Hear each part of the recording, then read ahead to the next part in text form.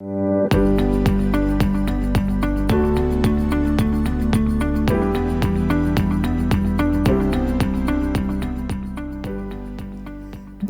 bienvenue à In Studio.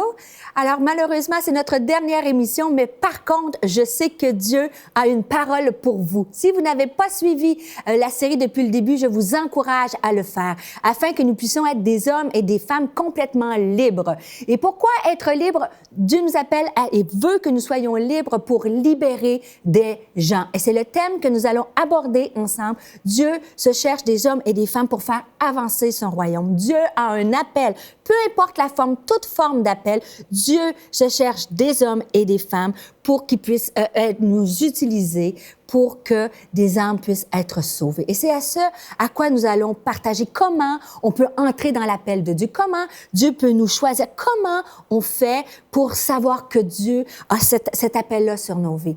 Et je veux juste, en commençant, vous dire, il n'y a pas de... Tout le monde est appelé, peu importe ton arrière-plan, peu importe d'où tu viens, peu importe les diplômes, avec ou sans diplôme, que tu sois un homme, que tu sois une femme, Dieu veut t'utiliser. Et un récit qui résume bien cette pensée-là, c'est l'histoire de la femme samaritaine. Vous connaissez cette histoire probablement? C'est cette femme-là qui avait 5 maris. C'était une femme qui était peu considérée. Tout le monde la jugeait, particulièrement les Juifs. Et là, elle va puiser de l'eau à une heure de la journée où personne ne veut lui parler.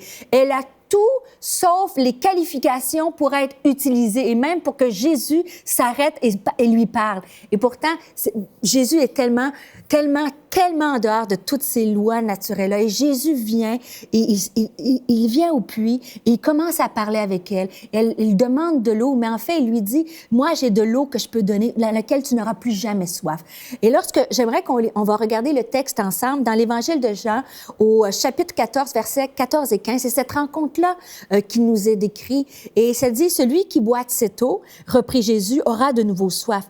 Mais celui qui boira de l'eau que je lui donnerai n'aura plus jamais soif. Bien plus, l'eau que je lui donnerai deviendra en lui une source intarissable qui jaillira jusque dans la vie éternelle. » Elle lui répond, « Maître, lui dit alors la femme, donne-moi de cette eau. » Et c'est la question en début d'émission que je vous pose. Est-ce que tu as cette soif-là, comme la Samaritaine, malgré son arrière-plan? Elle dit au Seigneur, « Seigneur, donne-moi cette eau. Donne-moi cette eau parce que je veux que tu viennes me remplir, mais pas juste pour qu'on soit des croyants qui est remplis, on va à l'église, on reçoit. Bien sûr, on a besoin de recevoir et on a partagé toutes les bénédictions que Dieu veut faire dans notre vie. Mais pourquoi on veut recevoir? Afin que cette eau-là rejaillisse et retombe autour des gens qui ont besoin. Et moi, je vous le dis, j'ai de plus en plus soif. Je dis au Seigneur, Seigneur, donne-moi de cette eau. Je veux de plus en plus, à l'aube, quelques années avancées de ma cinquantaine, je veux que Dieu m'utilise encore plus. Est-ce que tu veux la même chose pour ta vie? Je veux que Dieu m'utilise dans ma famille, Dieu m'utilise au travail, Dieu m'utilise sur le terrain de foot, Dieu m'utilise avec le médecin qui m'a suivi pendant que j'avais un souci de santé. Je veux être une source d'inspiration. Et la Samaritaine, c'est ce qui est arrivé. Quand elle a vu, elle a pris conscience, elle a voulu cette eau-là, elle est allée à son village, elle est retournée, elle a dit, venez entendre celui qui a tout dit, qui savait tout sur moi. Et souvent, on parle que les maris étaient les premières évangélistes, mais qui ont été les dernières à la croix et les premières au tombeau. Mais si on regarde dans les faits, c'est cette Samaritaine-là qui a été la première femme évangéliste qui a commencé à proclamer ce que Jésus a fait. Et si cette femme a pu le faire, Dieu veut le faire à travers toi et il veut le faire à travers moi. Dans l'Évangile de Jean, au chapitre 7, verset 37, c'est écrit, « Le dernier jour, le grand jour de la fête, Jésus, debout, s'écria, « Si quelqu'un a soif, qu'il vienne à moi et qu'il boive. Celui qui croit en moi, des fleuves d'eau vive couleront de son sein. » Et c'est ma prière. Est-ce qu'on peut unir notre voix? Seigneur, remplis-moi, donne-moi cette eau vive.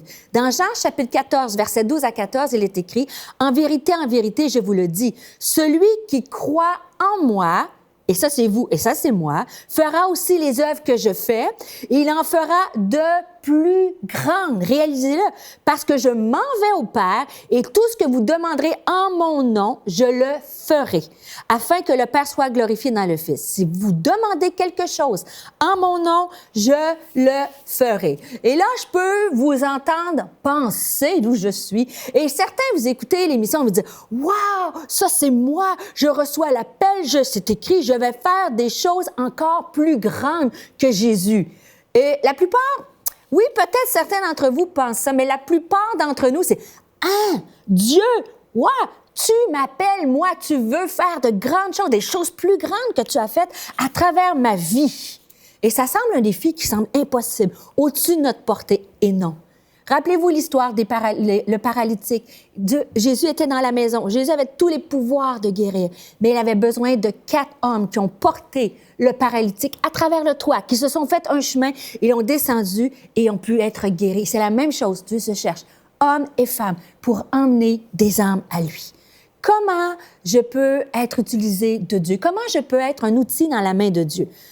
Comment je peux faire une différence dans le monde?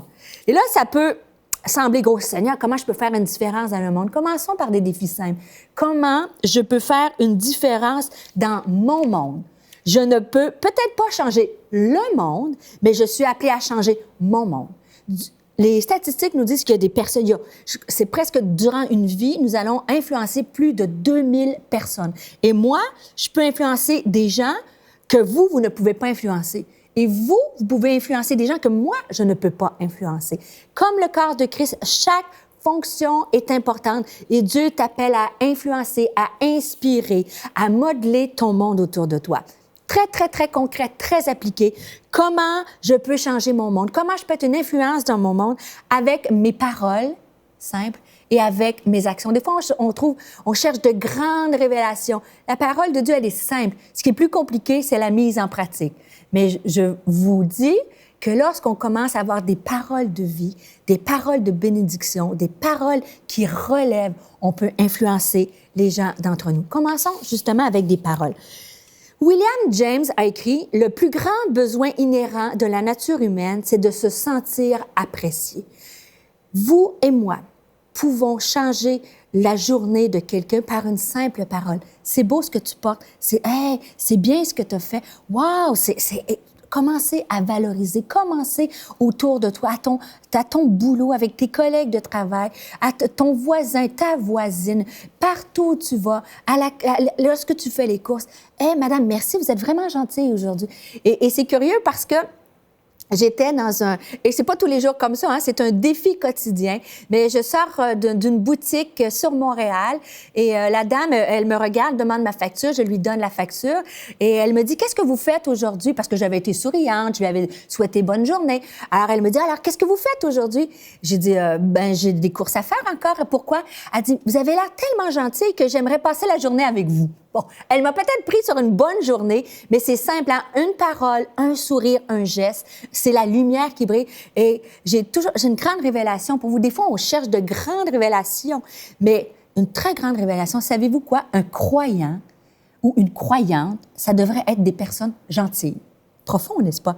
Mais je vous fais sourire, j'espère un point d'humour, mais des fois, on vit l'Évangile et on est dans nos églises et on n'a même pas une parole de vie pour les gens autour de nous. L'écrivain Mark Twain a dit « Un seul bon compliment peut me faire vivre pendant au moins 2 mois. » Et Mère Teresa a écrit « Si vous jugez les gens, vous n'avez pas le temps de les aimer. » Et c'est le défi que je vous lance dans cette émission, que vous puissiez commencer à réaliser « OK, je me donne les prochaines semaines, je vais dire des paroles de vie. » Et dans les gens autour de nous, à l'extérieur, mais aussi dans l'Église. Et je vais vous faire sourire un peu, mais vous allez comprendre ce que je veux dire. Je ne sais pas dans l'Église où vous fréquentez, mais des fois, chez les croyants, dans l'Église, on n'ose pas dire qu'on a des paroles qui ne sont pas gentilles ou méprisantes ou de jugement. Et on fait ça un peu différent, un peu plus subtil, voyez-vous.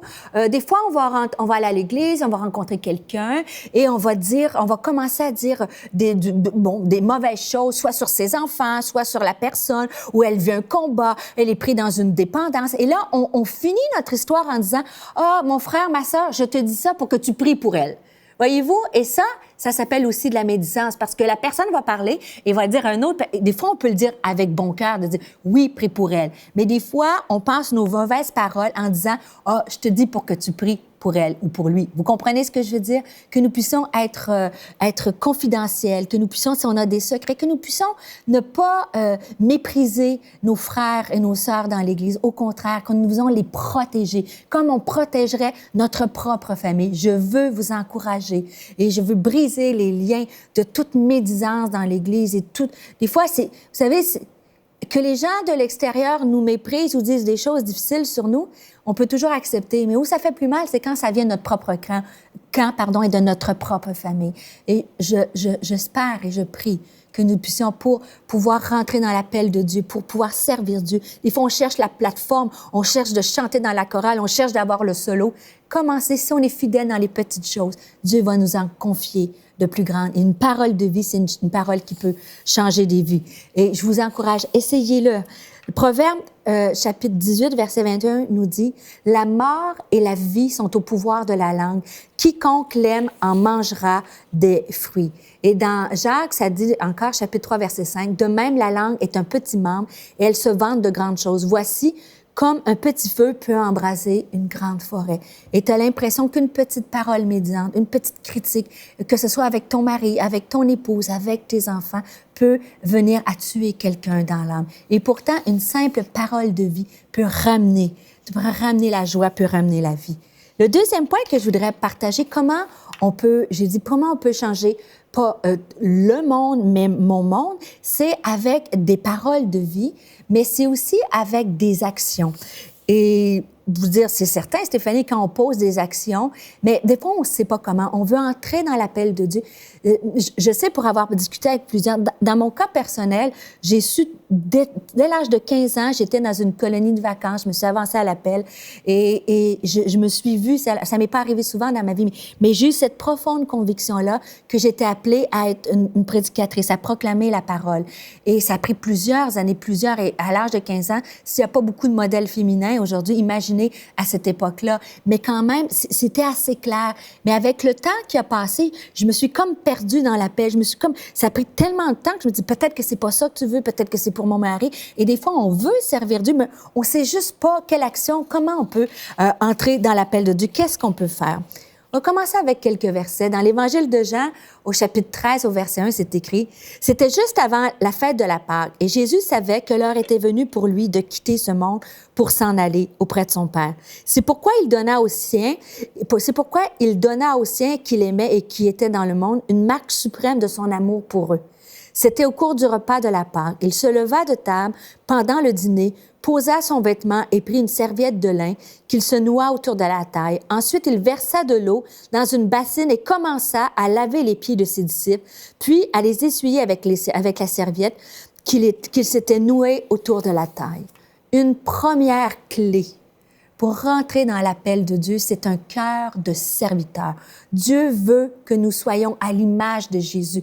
Jésus arrive à la fin de cette ère, il s'est donné, il a fait des miracles, il sait qu'il y a la croix qui est devant lui, qui l'attend, il sait que c'est un moment difficile. Il aurait pu dire, « Wow, je vais partir dans la gloire, je vais montrer que je suis le Fils de Dieu, comment mon Père m'a appelé. » Et c'est l'inverse. Il continue son appel et il voit les gens autour de lui, ses disciples tout près, il prend le linge et commence à laver, essuyer les pieds. Et c'est ce modèle, et c'est tellement triste parce que des fois dans le royaume de Dieu, servir Dieu, ce n'est pas un star system. Servir Dieu, c'est justement servir. C'est une question de serviteur, d'humilité, de se donner, de faire des choses sans que personne ne voie. Des fois, on attend toujours le moment de gloire, de dire « Ah, c'est mon moment », mais une soupe à quelqu'un qui est malade, inviter un repas, envoyer un email, poser des gestes concrets que personne... Et être fidèle. Et là, je vais vous ramener dans le temps, mais moi, j'ai donné, comme je dis, ma vie à l'âge de 15 ans, mais depuis tout le début de ma vie chrétienne, j'étais très, très, très impliquée. Faire le café dans mon église, je fais plein de choses. Et à l'époque, ce n'était pas des PowerPoint comme aujourd'hui. À l'époque, c'était des transparents. On mettait les chants avec des transparents. Et j'ai mis ça pendant des années. Et souvent, il y avait un moment de louange à cette époque-là, on n'avait pas les chants d'avance, et j'étais venue et je mettais les acétates, les transparents rapidement, et je me donnais un objectif d'être la femme qui met le truc, les paroles les plus rapides pour que les gens puissent louer et adorer Dieu. Et il y a plusieurs années, j'étais même pas encore mariée. Pasteur Claude, qui est le pasteur principal de l'église Nouvelle Vie, une grande église, plus de 4000 personnes, je ne le connaissais pas. Et lorsqu'il m'a vu faire ça avec un tel zèle, il a dit, c'est la femme qui est la plus rapide, on a appelé ça le terme acétateuse, celle qui met les transparents le plus rapidement afin que le peuple puisse louer. Et des années plus tard, c'est maintenant mon pasteur principal et il est mon autorité spirituelle, la deuxième autorité spirituelle après mon mari, et c'est lui qui m'encourage dans le ministère. Voyez-vous, dans un simple service que personne ne voyait, mais un désir de bien faire, d'excellence dans le service, et Dieu a commencé à ouvrir des portes pour moi. Et je veux t'encourager. Et le deuxième point pour poser des actions, un cœur de serviteur, mais la deuxième façon qu'on peut entrer dans l'appel de Dieu, être efficace, c'est la compassion.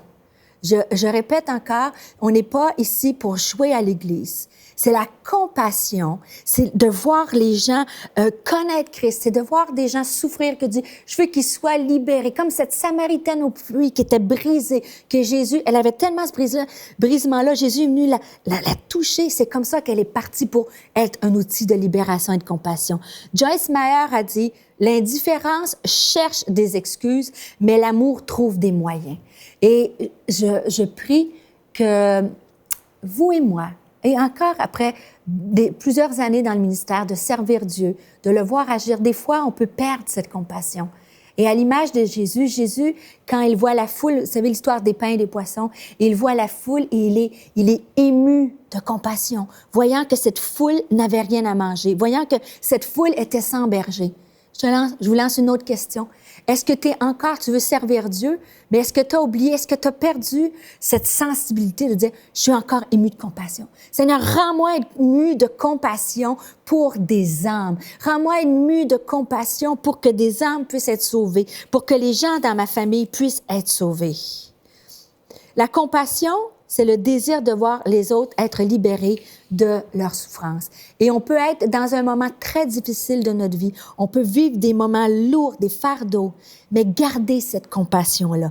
Et il y a quelques années de cela, mon fils était très malade, Jérémie, lorsqu'il était jeune, et on croyait qu'il avait un cancer. Il y avait beaucoup de cancers dans ma famille.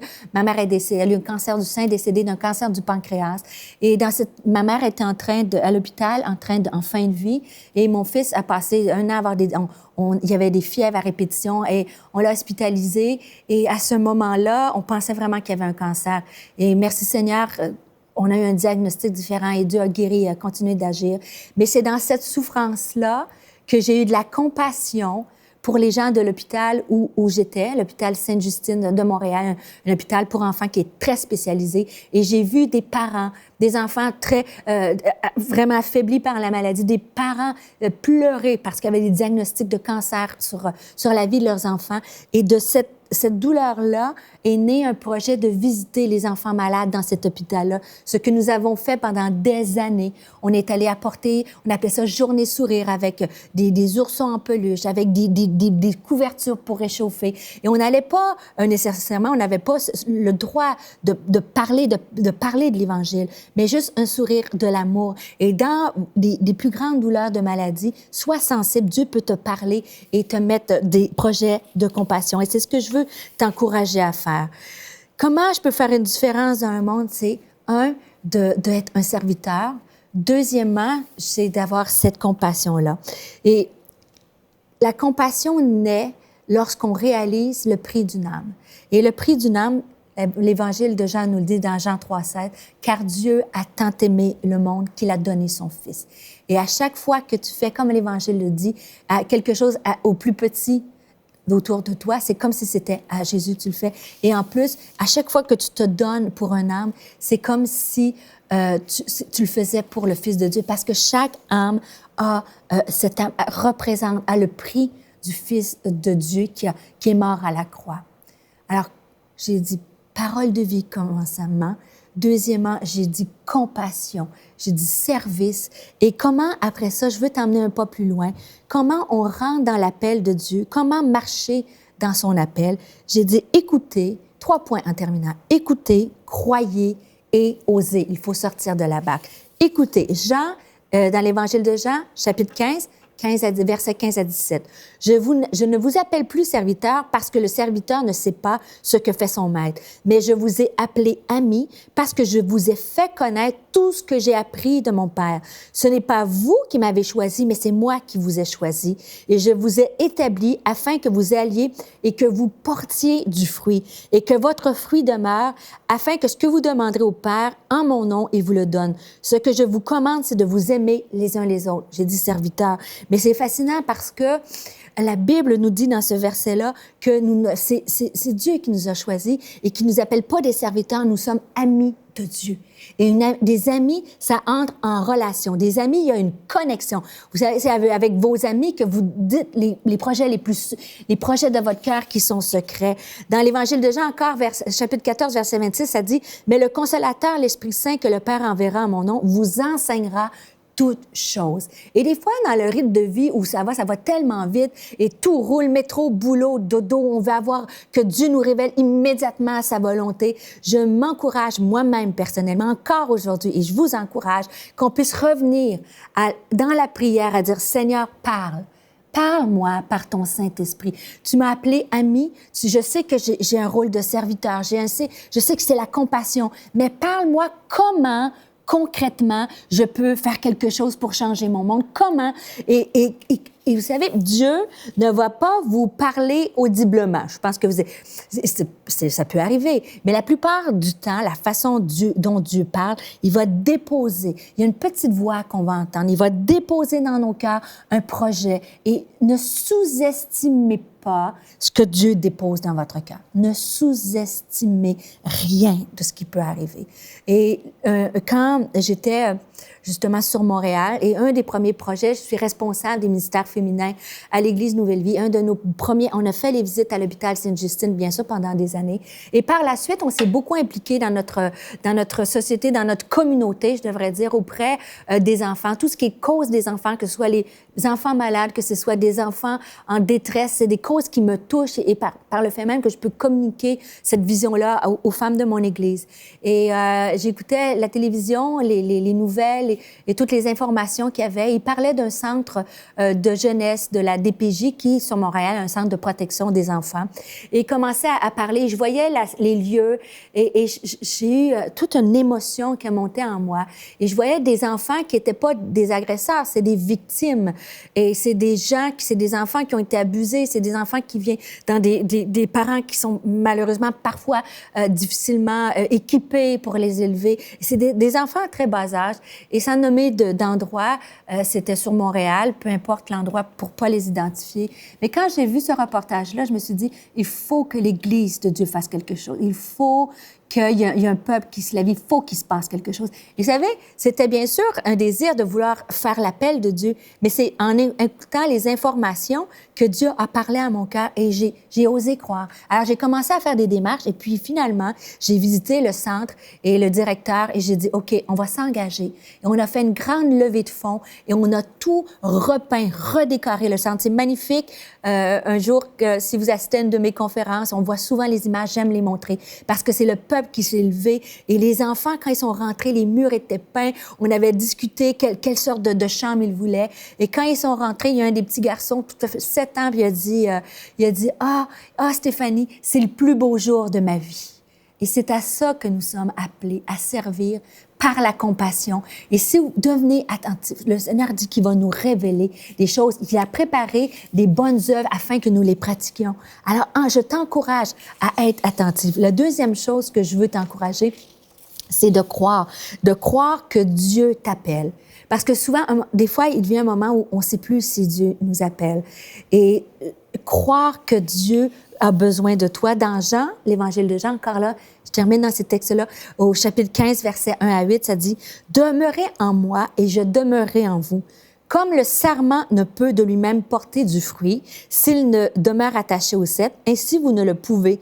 Je suis le cep, vous êtes les sarments. Celui qui demeure en moi et en qui je demeure porte beaucoup de fruits. Je veux vous enlever la pression sur les épaules. Lorsque Dieu, c'est pas une question de capacité, c'est pas une question d'éloquence, je vous ai dit, c'est pas une question de diplôme. Moi, j'avais des diplômes de doctorat et pourtant Dieu, oui, les a utilisés d'une certaine façon, mais je suis entrée dans le ministère pas parce que j'avais des diplômes, parce que Dieu m'avait appelé, parce que j'ai écouté, parce que j'ai cru qu'il m'appelait. Et finalement, tout à l'heure, on va parler parce que j'ai osé.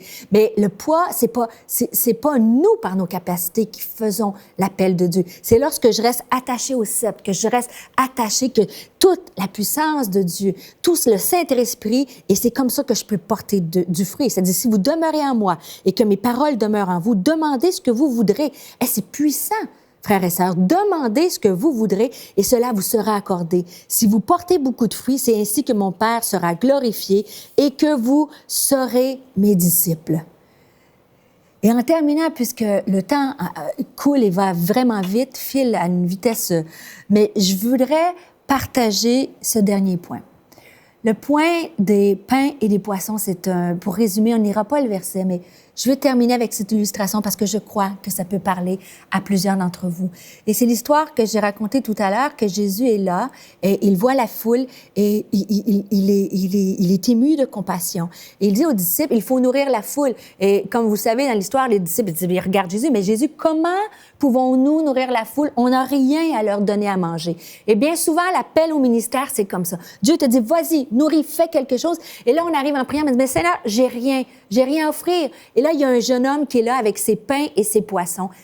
Il y a ses pains et ses poissons. Et c'est fascinant comment un miracle, comment des milliers de personnes peuvent être nourries à cause de l'histoire d'un jeune homme. Et je dirais même plus une maman. Le jeune homme est là avec son goûter dans son sac. Et comment le miraculeux prend place? C'est qu'il y a une maman ou un papa qui a pris le temps le matin de faire le goûter à cet enfant-là. Alors, cette personne-là, personne ne l'a vue, personne ne la connaît, mais elle fait partie du miracle. Et des fois, on fait des tâches qui ont l'air simples, qui ont l'air anodines, mais ça fait partie du grand miracle de Dieu qu'il veut faire. Et cette femme-là ou cet homme-là fait un goûter à son fils et ça prend par la suite un garçon qui dit que Jésus va dire, donne-nous ton goûter. Ça prend quelqu'un qui est prêt à dire, j'ai peut-être rien, Seigneur, mais je te le donne. J'ai peut-être juste des pains, des poissons, mais je te le donne. Jusqu'à là, cette partie de l'histoire-là, vous la connaissez.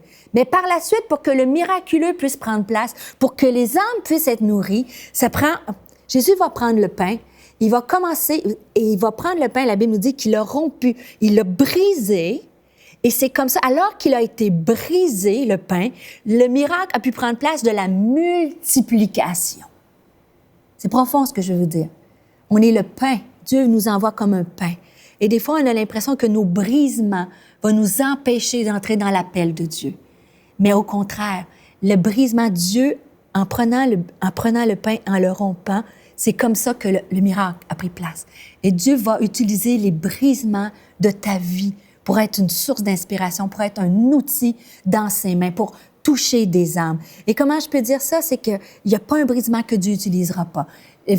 L'histoire nous dit que les pains ont été envoyés et que tous les pains qui n'ont pas été mangés ont été rapportés dans des corbeilles. Il n'y a pas un brisement que Dieu n'utilisera pas dans ta vie. Et en terminant, je veux t'encourager aujourd'hui, comme cette femme samaritaine, de dire, je suis libre. Merci Seigneur parce que tu m'as libéré des doutes, tu m'as libéré du passé, tu m'as libéré des peurs, tous des thèmes que nous avons abordés dans cette série d'émissions. Mais pour moi, on a été libérés pour que nous puissions être envoyés. Et c'est ma prière pour vous et c'est mon désir qu'à partir de cette émission-là, vous pouvez vous lever et de dire, Seigneur, fais de moi un serviteur. Garde-moi la compassion et que malgré mes brisements et mon arrière-plan, tu puisses m'utiliser. Que Dieu vous bénisse.